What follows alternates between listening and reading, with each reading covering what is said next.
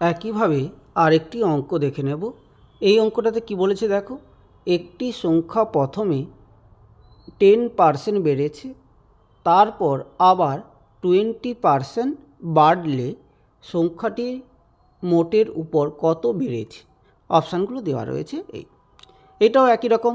প্রথমে আমরা কি করব, ফর্মুলাটা লিখে নেব। ফর্মুলা কি ছিল, X plus Y plus X into Y by 100 এই পার্সেন্টেজ। এখানে বলো এক্স কত হবে। এক্স মানে কি, প্রথমে যে পরিবর্তন হয়েছে, প্রথমে কত বেড়েছে, 10% বেড়েছে বলে প্লাস 10।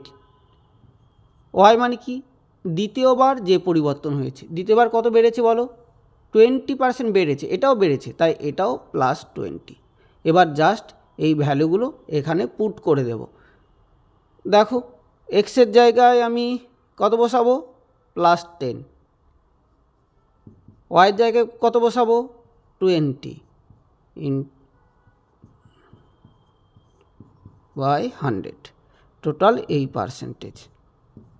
দেখো এখানে কী হবে, দুটো জিরো কেটে যাবে, আর এটা অ্যাড করো, কত হবে, 10 আর 20 মিলি কত হয়, 30। আর এখানে থাকছে কত, সব কেটে গেছে, শুধু থাকছে 2। তাহলে 30 প্লাস 2 32%। তাহলে মোট কত বেড়েছে, 32% বেড়েছে। কারণ এখানে বেড়েছে কেন হবে, দেখো প্লাস সাইন, এটা দরকার নেই, এখানে বলেই দিয়েছি অলরেডি কত বাড়বে। তাহলে অ্যান্সার হবে কত, 32%।